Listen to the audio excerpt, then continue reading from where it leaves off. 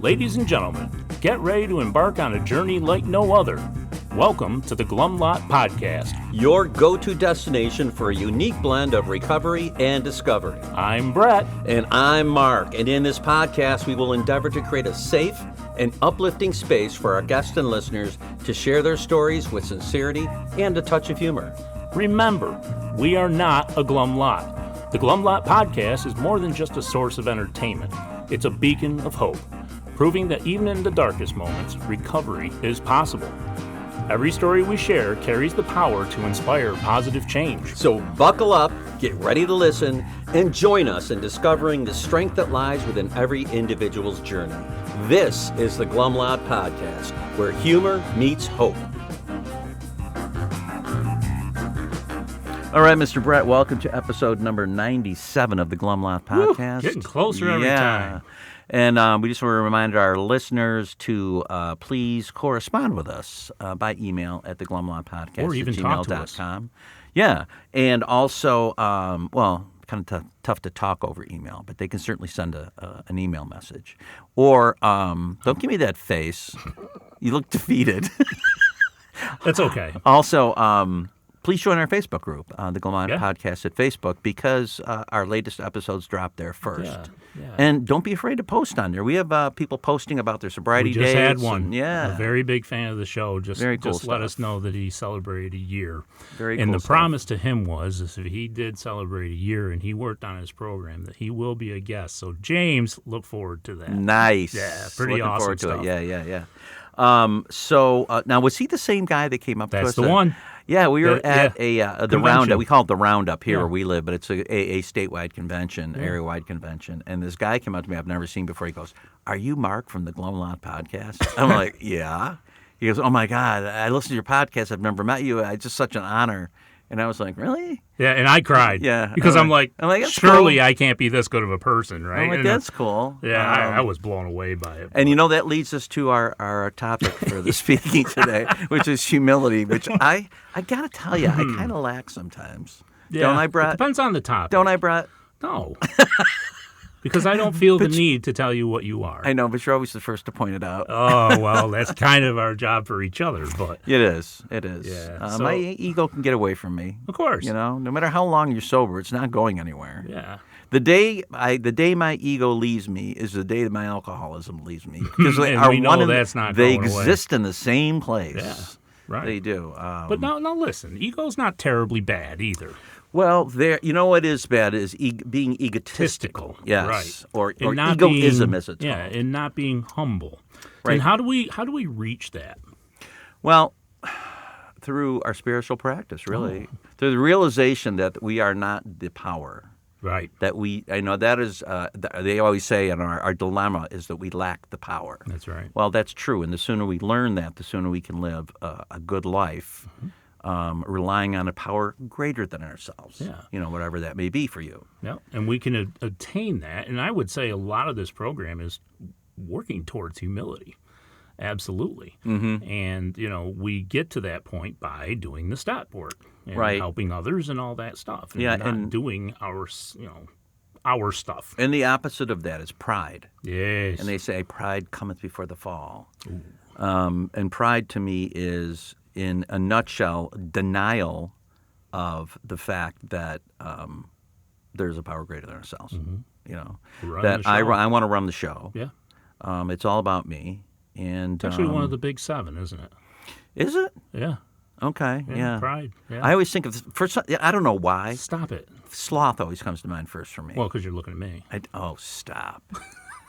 But that's a topic that's brought up at meetings that a lot of times people say, I'm going to bring up humility. A lot of people are like, oh, Jesus. I don't even know what to say. It is the common reaction. You can just feel the air go out of the room. You know what a really important thing to remember is, and a lot of people will talk about this during a meeting when somebody brings up humility. It's not about humiliation. There's no connection. Humility should not be humiliating. No. It should be enriching. Mm-hmm. It's people call it getting right-sized. Absolutely. Growing. People say, I grew up in the program. Yeah. Because they learn to be humble. Not only in their speech or their dealings with other people, but in the way that they see themselves. In a way, it's like if you see yourself through an egotistical lens, did I say egotistical? He did. If you see yourself in an egotistical lens, that took balls. It means you've got balls in your face.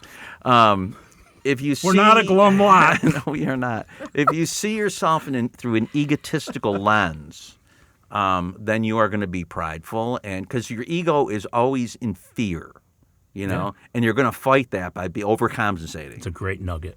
It is. But that humility is not humiliating. It is bringing you back into reality. Yep.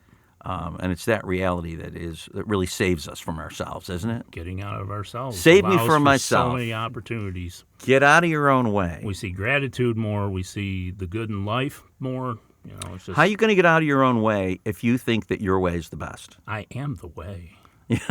Somebody said that once. It wasn't you or me, though. No. But anyway, so that's our Jesus that Christ. is our shitty stab at humility right there. That's right. So maybe there was something in there that was Just humble. work. I don't know. Yeah, just work towards it. Yes. That's it. All right. So without further ado, we'd like to bring on our guest. Yeah, our I'm excited. guest today comes to us from, I met her while speaking at a rehab. Before we walked in, she goes, Mark from the Glum Lot Podcast, I thought I recognized your voice. And this immediately, my pride and ego took over, and I said, that's right. Yes. You know me. I'm kind of a big deal around here. Yeah, see? I became like Ron Burgundy. Yeah. I'm kind of a big deal. Yeah. So and I know her from the rooms. Yeah. One that I'm very fond of. I haven't been in a little bit just because of life, but it is one that I'm very fond of. It was one of my best first experiences was at this meeting. And, Great. So, yeah, I'm excited to, I'll let you introduce her. Well, let's welcome Heather. Heather! Welcome to the Glum Lot Podcast, Heather. Hi, Heather. Hi. So we like That to voice start. sounds so normal I compared to know, what we just sound did. like such dweebs. We'd like to start with your sobriety date, if possible. My sobriety date is 2/22/22. Whoa. That sounds made up. What's your real sobriety date? Right? That's what I'm sticking 22. to. I'm sticking to that. Man, a lot of Okay, tutus. so yeah, you've got some years in here. That's good. So we also like to go back and rewind to the start of your first exposure to drugs and or alcohol and how old you were and what the circumstances were and what you felt about it at the time. We want all Take the us back. details. Take us back. All the details. The first time that I really remember, I was at the state fair.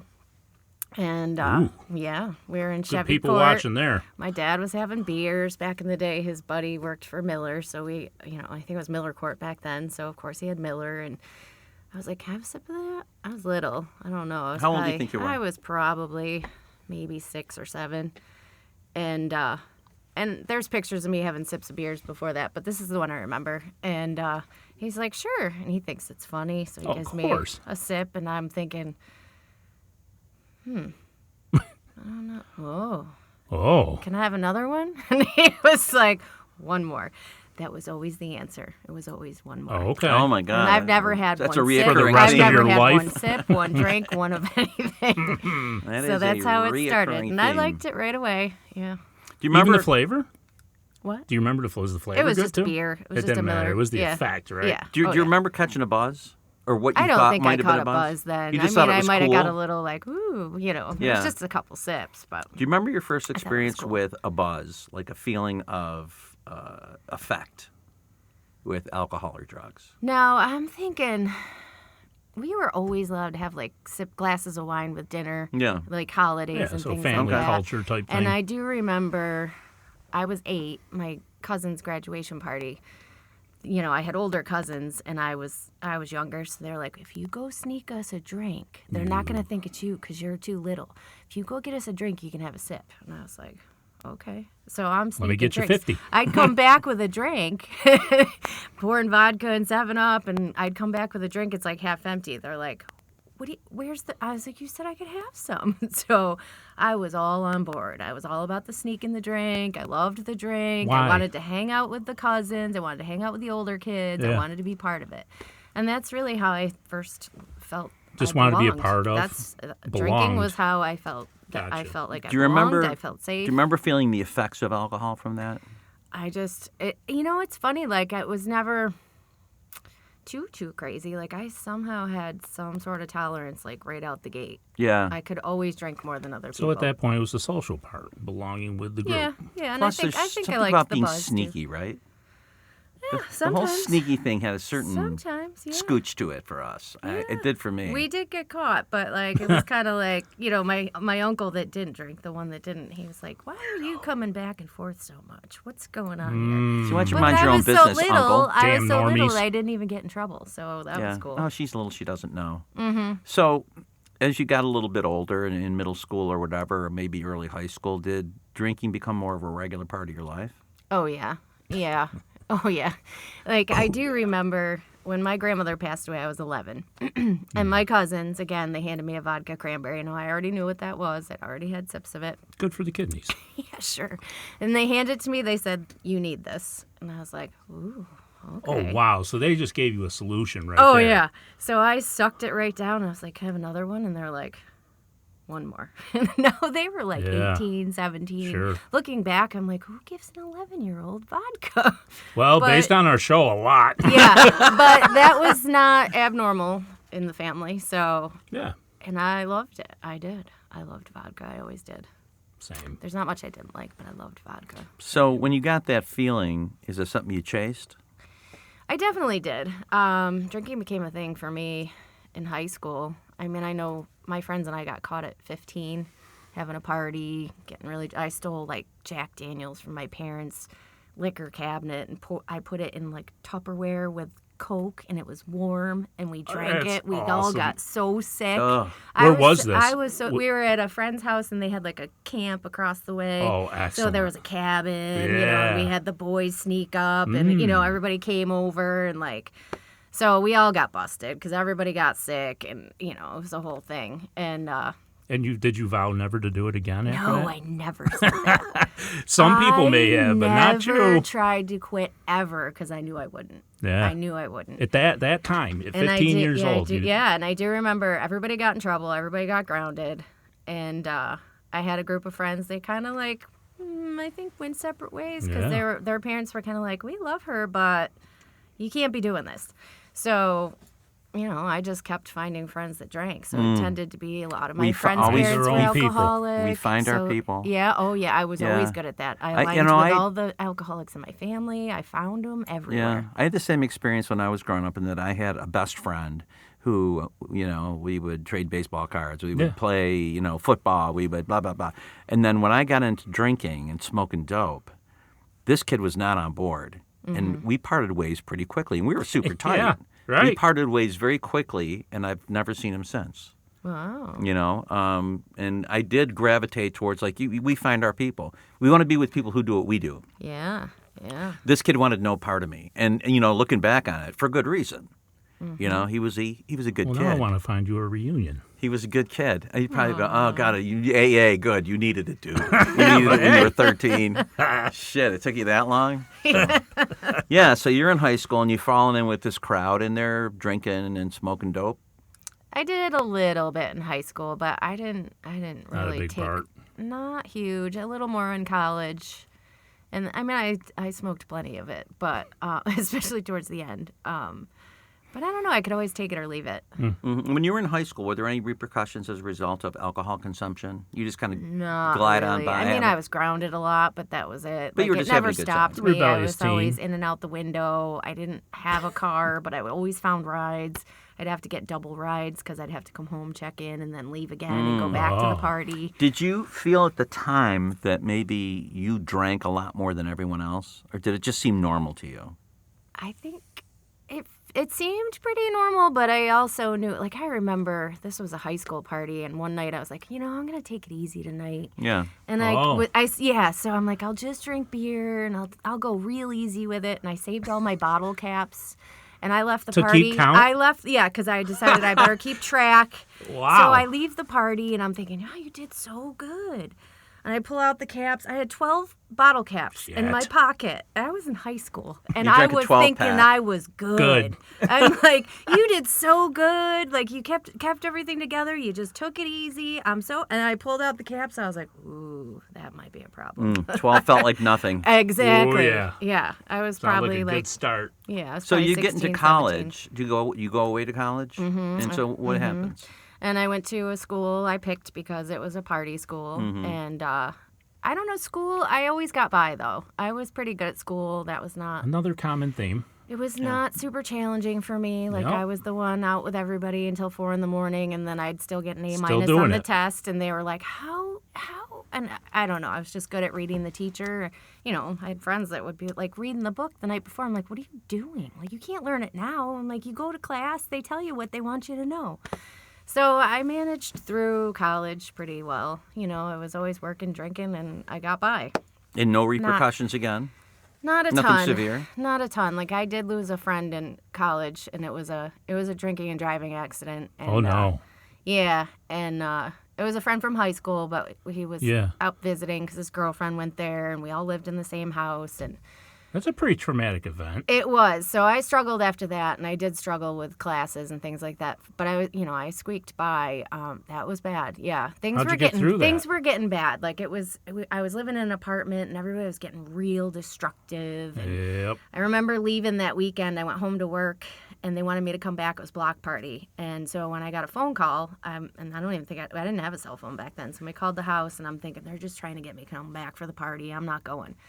And that was the news that Mike had died. And Shit. that was rough for all of us. I grew up in a really small town, a Yeah. really small school. So we went to school from kindergarten all the way through You knew 12th everything grade. about 'em. So, like, we were tight. That was a rough one. How'd you Yeah. get through it?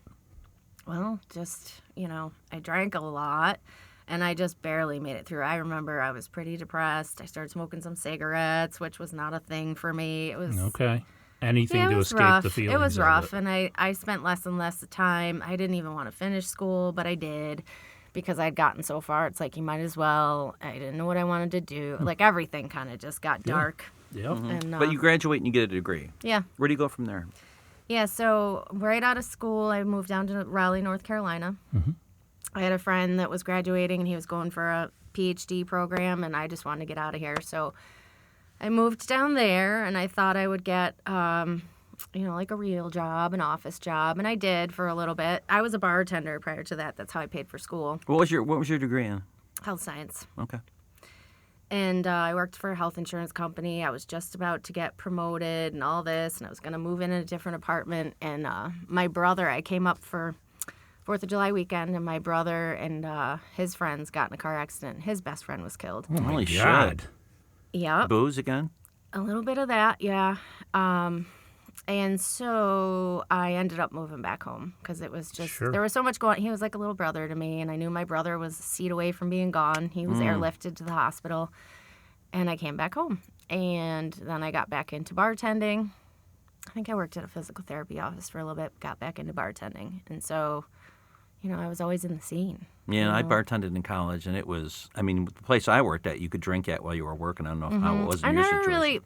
I never worked anywhere where, and I didn't drink while I was working. Like, I was very driven with work. So I took that very seriously, but I definitely made up for it when I got out of work. That whole restaurant culture is based on booze. It's based on booze and banging each other. That was my experience. And back in the day, Coke.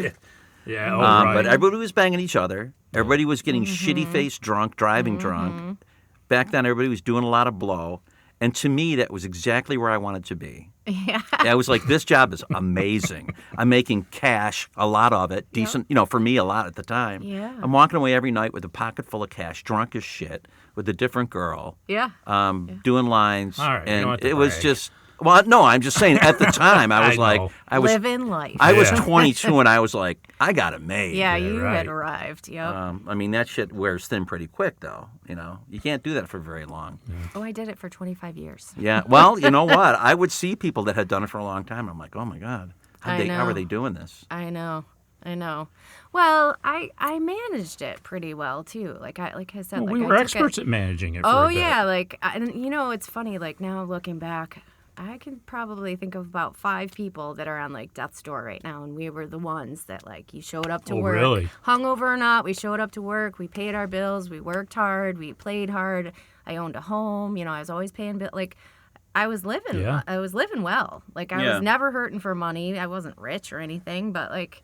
I had a house. I paid my, everything was. You weren't the homeless person under the bridge. You were a functional alcoholic. I was very functional. Yeah. So I didn't get sober until I was 47. Yeah. So you come back after North Carolina, and you start bartending, really kind of as a full-time job, right? Mm-hmm. Mm-hmm. And you're making cash okay. What happens in your life? Any repercussions? Any changes? Marriage, kids, anything like that? I think it's going to get good now. I got married. So I met my husband. He worked at the bar next door. Perfect. He's the manager next door. Oh. And, I met him when he was coming over to play Quick Draw, which is a little gambling game. And turns out he has a gambling problem. No. So we did get married. I had a townhouse, and that became ours. And, I'm a golfer. And I was like, hey, if we get married... then you can help me pay for this golf membership, and we can get married in May, so we have the whole season. Like, these were my goals. And I was also like, well, he's a manager, so he has benefits. So then I can just worry about the cash. Like, I was always thinking and about golf. those kind of things. Yeah. Oh, yeah. Yeah. But we stayed married for like 3.5 years, and I left. Was he a big drinker, too, or no? He was not a huge drinker. That gambling's bad, though. Yeah, I really think it was a money thing. Yeah. And then I found out that the gambling was really more of a problem than I thought. I think there was a little coke involved too, but it doesn't matter. We always make stellar decisions when we're in the midst of our alcoholism. Oh, yeah. So that relationship ends. Still no legal repercussions, though, right? No DWIs, nothing like that? At that point, no. No, it took me quite a while. I'm trying to think. I did get one DWI. I think it was in like 2009, maybe. And that didn't really help my drinking because then I started drinking at home. Okay. And I got real careful about driving. Well, you were being much safer. Yes, I got much more careful When you about got driving. your DWI, it was your only one and only? Mm-hmm. So they never really said, gee, you need to go to treatment. They were just it was just a legal thing, They right? didn't at that point. I had to be evaluated, and they made me go to classes. Okay. She looked at my evaluation, and she was like, well, I don't think that you have a problem, but I looked at your police report, and you did pretty well on the sobriety test when most people wouldn't be able to put the key in the ignition. Oh, and I was like, why would you tell me that? Damn it. Did you bullshit her about the amount you were drinking or the frequency? Yeah, probably. Yeah, I even had, like, my boss came and spoke brilliant words about me because I was a good employee. Right, like, right. I had everything on the outside was okay. Right, your work Yeah. ethic was there. Yeah, and I drank with her, so she was like, "Oh no, Protect she's her great. own. She's never come to work This was drunk. just She an never calls unfortunate in sick. circumstance. So wrong she's- place, wrong time. But I'm sure she saw I have a family history, the whole thing. Yeah. She was like, "Yeah, I think I'm gonna have you go for some classes." Yeah. And I did. I gave it a fair shot. I didn't drink for a month, which was huge. I don't think I'd ever done that. I just wanted to see if I could. And I think I'm like maybe the last couple of days towards the end, I was like, well, maybe now it's time. They said I did could pretty have good. this So. amount. Any other drugs in there? Not really. Like I certainly tried cocaine. I never took to it. Just dabbled, right? Never took to it. Yeah. I smoked a lot of weed. I loved mushrooms. I did a little Those acid. psychedelics. Slow down, I did Jesus. a little acid. I did a little acid, but that. Wow. Not that's really. going. Not really anything. Just bang, bang, bang, bang. Yeah, you know. But Just, booze was always your thing. yeah. That effect. It's the root. It was Yeah. for me too. That effect was Yeah. it for me. Nothing else Yeah. topped it. No. Did you come to a realization at any point during this time that maybe you had a booze problem? Maybe you had an alcohol problem? I think I always knew. Did you? Oh yeah. Okay, so I'm drinking alcoholically. It just didn't feel hopeless yet. Exactly. Well, plus you're And managing it. I really thought I was like, there's a good shot you're going to be one of those ones that can live to an old age and die of like normal health Right. problems, you know. Oh, boy, You know, yeah. like I saw all the old guys at the bar and I was like, some of them, they hold up all right. They live Yeah. to be like 80 like that. I thought Plus, I'd be one if, of those. if it ever becomes a real problem, I'll slow down. Yes. So you're cooking along and you're drinking every day. Oh, yeah. Yeah. And you're drinking purely for effect. Oh, yeah. You're drinking at home more, alone? Yeah.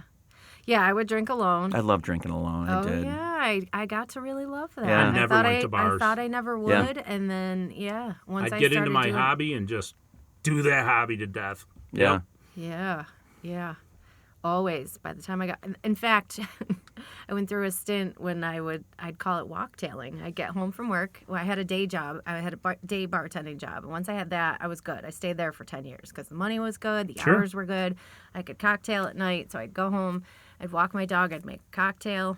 That happens in my neighborhood all the time. I lived in the city, and I had a lot of friends around, and the restaurant I worked at was pretty close, and I would make my way to somebody's house, and then they would let us refill. in. They'd hang out. Yeah. Yep. They'd refill my cocktail. I would make my way. I mean, I did it all the time. Listen up, Royal Meadow ladies. Walktailing all over the neighborhood all the time. Yes. Right, and at the time, you're probably thinking, this is pretty cool. I thought it was Heck great. yeah. I'm not driving. I was having a ball. Yeah. Nobody else's problem. I was Socializing? so happy. Everything was great. Yep. So eventually this has to go. Yeah, eventually it did. Yeah. So let's hear it. So I think I started realizing I was starting to get shaky. Ooh. Probably I was dating this guy.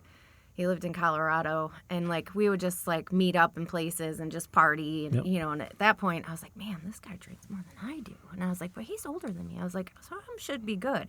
So I just keep dropping the hammer, just drinking more and more, and I'm like, nobody should be able to drink this much, and I just kept doing it, and eventually I'd be like, why am I so shaky? You crossed the threshold. Why am I so shaky? Yeah. So the next morning you would be shaky? Oh yeah. Okay. Yeah. Or it would just catch me alcohol withdrawal. it was getting bad.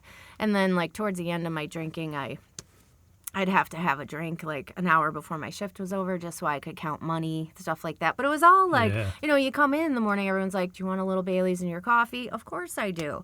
Can I make it through the day without getting too shaky? That was how it was going. And then COVID happened, and that was the first time in my life I'd not had a job. And there's no That's jobs a lot to be of had. time. Right. They shut you down. Now, did you go on unemployment at that time? I did, and I was also one of the first ones, and I got caught in the system, so I didn't get paid for quite a while. At that point, I was dating someone else who was also alcoholic, who, when I met him, I was like, oh, he drinks way more than I do. Well, yeah. It just got rockier and rockier and rockier. So when COVID hit, I think I had my house all rented out. We had an apartment downtown. He had a house on the lake. Things were pretty good. Nice. I'm back and forth, and until I didn't have a job. And then I was like, oh, God. It's a lot of time. I don't sit still well. Yep. I don't know how to. I went nuts. I don't know how to not do anything. Mm-hmm. So I started doing stuff around the property. I had a pretty large property and a couple businesses, and just because I needed to do something. And then when it came time to go back to work, he'd already put me on the payroll. He needed to put people on payroll, and for the money. Yep. And he's like, "Do you want to be the property manager?" Sure, that's great. And I was loving it because I was so sick of the restaurant business already. I was like, "This is great," but now I can drink all day if I want.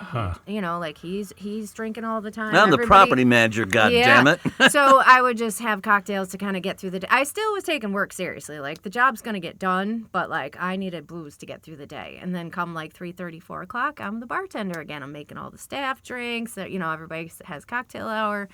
And that went on until it just got bad with us. He got arrested, I think twice. The second time I was like, I'm out of here. And then I was trying to quit.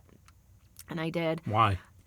Oh, it was just bad. I was getting so sick. I couldn't function. I was miserable. I couldn't see any reason to So mentally live. and physically. Everything. I was just a mess. How old are you at this point? So I had to have been 47. And So you've got a good 27 years of 46 drinking in at this point? oh God. About, yeah. At least. At least, yeah. All right. And so it's starting to take a physical toll, starting to Yeah. take a psychological and mental toll on you. Yeah. And you're starting to see this way of life as just, I got to do something. Mm-hmm. So your first thought is, I'll get rid of the guy. Mm-hmm. I'll get rid of the situation. Mm-hmm. I'll start fresh. Yeah. So but at that point, I knew I couldn't. I was like, there's no way you can get a job and have. The condition that you were Yeah, in. I knew. I was like, what are you going to do? And I kept working for him a little bit, but then, I don't know, we were fighting one night. The next morning, I got up and I was doing laundry, and I decided, I'm going to drink this bleach. Maybe that'll kill me. Holy shit. So you were desperate. Oh, yeah. I had no reason to live anymore. So you had suicidal ideation before that, I couldn't, too? Yeah, I couldn't see any reason to be here. You were depressed. I was like, there's no reason for me to live anymore. Bless your heart. Yeah. So I had a friend that I was gonna go to work too, and she's like, well, "You did what?" I made myself throw up. I thought I'd be fine. She took me to the hospital, and they kept me. And then my BAC was like, oh, I forget, but it was Can I close. stop you for a second? Yeah. So, were you drunk when you did this? Oh, I was drunk. I don't think I realized how drunk I was. Yeah. I was still drunk from the night before. Definitely not thinking Then normally. I was swigging vodka and bleach and, just So like you're care. drunk. I didn't care. And you're in a very dark place, Mm-hmm. and you just had a case of the fuck-its. Fuck it, I'm done. Right? You drink the bleach. What happens to you?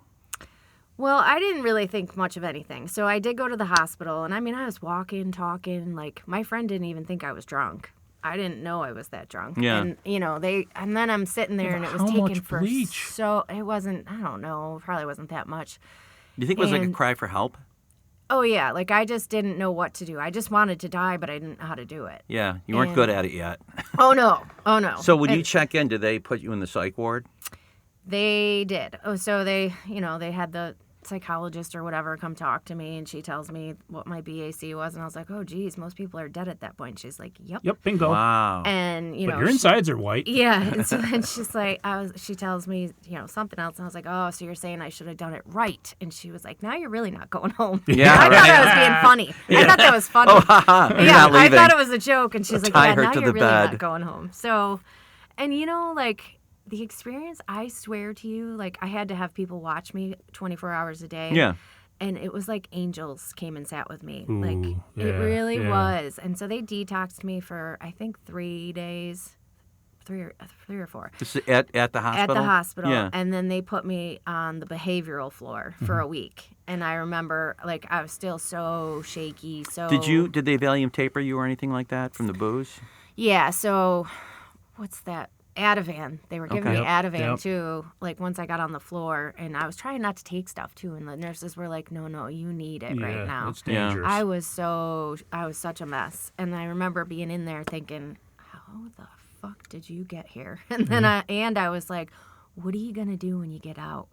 Scary thought. So right, yeah, and I mean, that was eye opening. So were they suggesting treatment? Yes. So at that point, then they found me a rehab. And they did let me go home for a week. They found me a spot, and then there was a gap, and they did agree to let me go home. And I paid my taxes and got all my stuff done. And Stay clean. I did. I Nice. did for a whole week. Yep. Well, they let me go to my mother's, so I went to my mother's. Did anyone suggest AA meetings? Not yet at this point. Okay. And then I went to a rehab in Utica, and they did talk about AA. We'd have to do one meeting a week probably. I still wasn't understanding, and I was very against AA. I did not want to have to go to AA. I did not. Did you know that you were an alcoholic at this point? Oh yeah. Okay. Did Yeah. you know At about this AA point, prior? Yeah. My dad had done a little AA. He Oh, died okay. sober. He was also alcoholic. So why didn't you like AA? I don't know. I don't know what I had in my mind, Yeah, but I I was just was curious. very against having to do that. I thought I was still going to be able to Manage it get yourself. this. I was going to get this. I was going to do this myself. I was full of pride, of course, and I was like, I'm going to be able to do this. I'm different. I'm different, yo. I'm Yo. built You don't of know different me. material. I can Watch handle this. this. And I remember one of my friends in the rehab was even like, "Man, you are really not on board with the AA thing." And I was like, Some people aren't on board, but you're really not Yeah. on board. Flaming. but I was willing to do anything. Except for that. I did though, and I was willing to do anything. I had vowed you're going to do anything and everything to not go back to what you were doing. You cannot Okay, go so back that to was that So strong in I your- had already vowed to do anything it took. So I did go to an AA meeting. My first day out, I went to a noon meeting. How long was your rehab? I went for 21 days. Okay, so you get out of the rehab. Part of your plan is go to a meeting the first day. Yep. And you did that. Yep. Wow. Do you raise your hand and say, I just got out of rehab? did. Nice. Nice. Did. That's huge. I did. And what happened? So I sat through the meeting, and I was blown away. I was like, Oh, so you remember it. oh, yeah. Yeah. Yeah. And I was like, oh, my God, all these people think like I do. And I knew that right You were there home. I had hope. I swear that Nothing I did from step 2 right counselors. there. I swear I did step 2 right there. I was in. I was hooked. And I don't miss meetings. I still go to a meeting every day. Just this past weekend, I went 2 days without a meeting because I had a golf tournament. And that's the first time I've done it since I've been sober. I love meetings. I go to quite often. Yesterday, I went to 3. I had the same experience you had at my first meeting. Yeah. They went around the room, I'm like, Me holy too. shit. Yeah, me too. Everybody said something that was part of my story. I'm like, these people get me. Yeah. You know, these people have been where I was. Yeah. When everybody else couldn't. And you know, the thing is, they say we come because we have a common problem, and we stay because we find a common solution. Yeah. And I hadn't found the solution yet, but I knew I was in the right place for the common problem. Yeah. At least that. Yeah. So how soon did you get a sponsor? I'm trying to remember, but I think I did it within like a month. I gave myself a pretty little good. time to. I went to meetings every day, Yeah. and I just kind of like listened. See who had the and- messages. Yeah. And, I'd kind of pick people apart. And one person, I almost asked her, and then I didn't. And then I finally asked someone, and, it was definitely brought together for a reason. She was so much like me. I still, like, sometimes when she shares, Really? I'm like, man, she's got that same drive I do. So, yeah, that worked out. We went through the steps, through step 5. And then not long after that, we parted ways, too. Okay. Did you find another sponsor? Mm-hmm. Continue down with the steps. Oh, yeah. Yep. Yep. No relapse? No. Wow. No, I was all in. But I'm very black and white. Like, I'm in or I'm out. So I had made a decision, and I make that decision every day. I just vowed that every day I'm going to devote to sobriety, and I still do. Same. Tell us about your experience in early sobriety. Did you have tough times? Yeah, it was rough. I do remember, like, everything hurt. Now I had, I'd been a runner. I used to have to drink vodka before I'd go running, so I wouldn't shake. But I'd still go for a 4 to 6 mile run every day. Wow. So I was beat up. Like, I all of a sudden, like, my hips were killing me. Everything hurt, and everything hurt. My, just my body, my emotions. Like, I was beat up. Yeah, you don't have your medicine anymore. Yeah, of course. Like, and I'd left this guy. I mean, I really loved him, and he's an alcoholic, so I knew, like, I moved in with my mother. I sold my house because I didn't trust myself to live by myself. I didn't trust I'd stay away from booze. I didn't trust I'd stay away from him. Like, I had to change everything. I had to change where I lived, where I worked, all my friends. Yeah, what did you do? So you have this basically vocation of bartending and being in the restaurant biz. How do you decide what you're going to try to do for work? So what I did, I started cleaning some houses because part of being property manager, we were flipping a vacation rental. So, I mean, and I had cleaned hotel rooms and cottages in college. So I was like, that's easy. So I kind of started that. And then I worked at a diner for a little bit. And No booze at the diner. there is booze at the diner. Shit. Damn it. There is booze at the diner. Which by then, like, already- I it would left you? I would have to, like, pour a mimosa here and there, but I didn't even want to touch it. Not Yeah. because I didn't want to drink it. I didn't even want to give it to somebody else. I was like, oh, Yeah. like, I don't like being around it. Not They because I poured it want to like a drink moth it, to a but I flame. just Yeah. can't. Yeah. I can't be around it. And I don't know. I think I stayed there maybe a year. I'm not even sure if it was a year. But not long after I did step 5, I just started, like, things just started falling off me. And I was at the diner and I was like, I'm not doing this anymore. Like, I hate this. I am not doing this anymore. You've done and your I time. just quit. I gave 2 weeks. I fulfilled the 2 weeks, and I'd never left a job with just 2 weeks. I'd always stayed for months till they find somebody, and I did not But care. that- I'm Think done. about I'm it. out. But And then that- I just picked up more, and now I basically have my own cleaning business, and I also have a Reiki practice. So between the two, I work for myself, and I just fill in So work wherever I can. That early sobriety, and Bert and I were just talking about this earlier, but you come in and your goal is to feel better. And they tell you, well, then you have to put the drink down. So you do that. You practice step 1 and you put the drink down. But then the real work starts because the pain doesn't go away. The fucked up thinking doesn't go away. You've still got emotional baggage. You've got physical You've got all this It's stuff. hard to power through. It is hard to power through. It's a struggle for a lot of people. And some people just give up and go, I was better off drinking. I was happier when I was drinking. And then you'll go back and it'll kick your ass even worse. But those struggles, I know for me, I stayed very close to my sponsor and the people in the program because I was kind of lost. I didn't know what to do or how it was going to go. I sought outside help, too. I went to a psychiatrist, and that really helped me a lot. I had to get on some meds. That helped me a lot. All these little problems I had, I didn't know I had because I just drank them away. Mm-hmm. All of a sudden, they were revealed. It's like the level of the water went down. Hello, life. And then all was revealed in the bottom of that thing.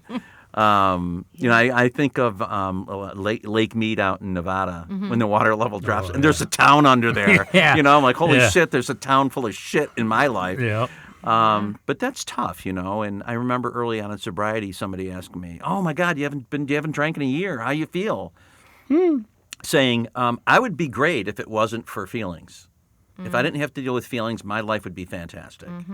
Because I hadn't dealt with them in, however long I was drinking. So, how did you grow through that struggle?" In the beginning, I just worked and went to meetings, and I was like, "Oh God, is this going to be what my life is?" And my sponsor now is actually also my Reiki master, and I saw her at a meeting. And, liked her message, but I didn't continue going to that meeting. I ran into somebody that kind of had a little stalker issue with prior to getting to the rooms, and I was like, I can't deal with that. So I didn't go to that meeting for a while. But I do remember walking across the street and seeing her, and she had a van that said Reiki on it, and I didn't even know I was interested in Reiki.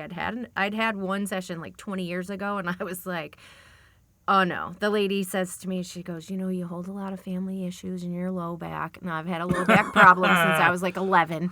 And I was like, yeah, I know. And I was like, listen, lady, that stuff was stuffed down there for a reason. And I never went back. Leave it alone. Exactly.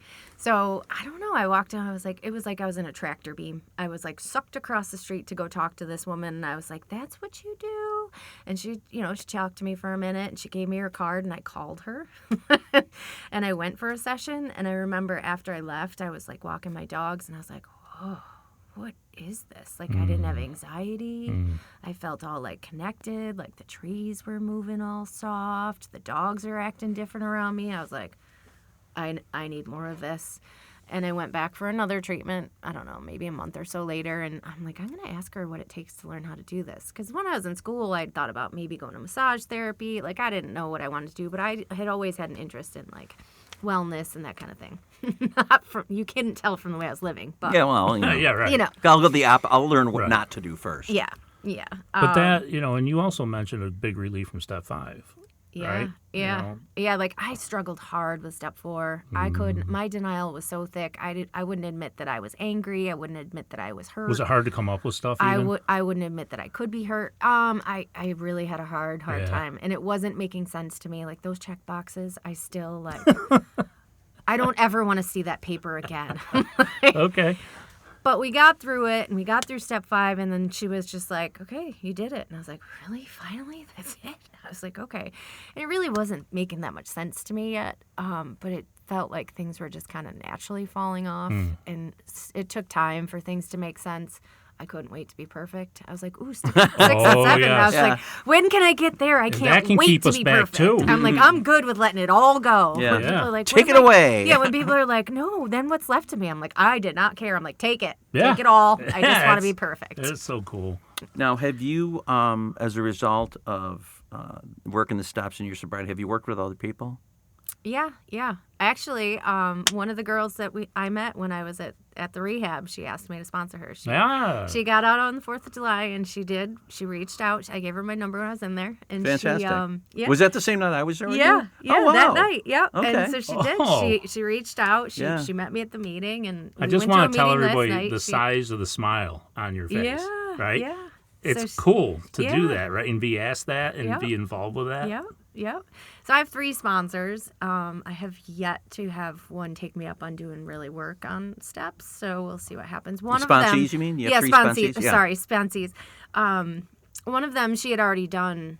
She's on 6 and 7, so this is easy for me. I'm like, she's like, what do we do next? I'm like, we're gonna live. I'm like, we're gonna live. I'm like, it's gonna take time. I'm like, those things are gonna come to you, and we're just gonna work through them as you. And she's like, okay. She's great. She lights me up. She's doing so good. I love it. Like, I love program. I can't get enough of it. I go to meetings because I'm afraid I'm gonna miss something. Oh, FOMO at a meeting. Absolutely I love get that it. too sometimes. What was FOMO again? A fear of missing out. Thank you. Yeah. I'm sorry. My kids use it all the time. I don't know if I didn't go there because of FOMO. So I had to learn what it was. Just like Riz. Oh, okay. I had to learn what Riz was because my kids use it. So our last episode was step 12, so you believe in it. Oh, yeah. Yeah. Because, part of the thing, I almost called you Jeff. That's okay. Brett and I were talking about Breath. step 12 is that it can be that missing ingredient in your sober life. People have said to me, I'm going to meetings, I just feel a little stale, and blah, blah. I'm like, well, are you working with anybody? No.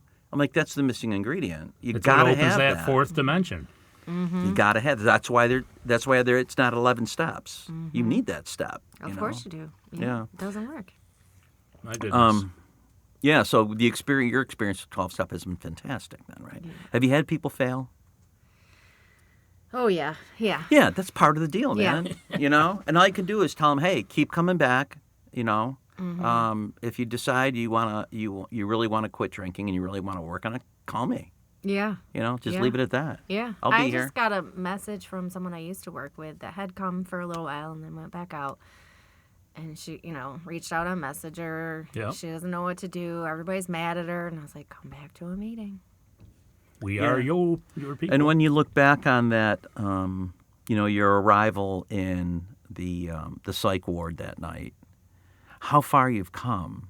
I know. It's and crazy, it didn't isn't take it? that much time, No, and it feels like that's a long the crazy time, part. but it's when only you compare 3.5 years, and I compare drank that to for your a drinking long history, time. right? And then when you awaken, I'm like, whoa, I can't imagine. Why would you go back? You know what I mean? Yeah, It people takes do work. it all the time. It takes work, but it's so much easier than the work it took to live Life like I is was easier. living. Yeah, it's so much more rewarding. It's great. God, I hate never doing want to this. stop learning. I never want to stop learning. I just was like Right? a sponge. The minute I just was like into everything. It's kind of like the period of the long years that I was drinking, I was asleep. Mm-hmm. And then that first shaking of the wake up is like awful. You're like, what? Leave me alone. And once you're awake, you're like, oh my God. Yeah. Yeah. How did I miss out on this? Right. Yeah. I'm awake. I want to stay awake. Yep. Yep. It's a beautiful thing. It is. It is. It's And you know what else is beautiful? We've come to the end of our time. Yeah. No Great way. story. Yeah. And we've loved having you as a guest. You've been Heck yes. fantastic, Heather. And we want to thank you. Yep. Yeah. And until next time on the Glum Lot Podcast, I'm Mark. I'm Brett. I'm Heather.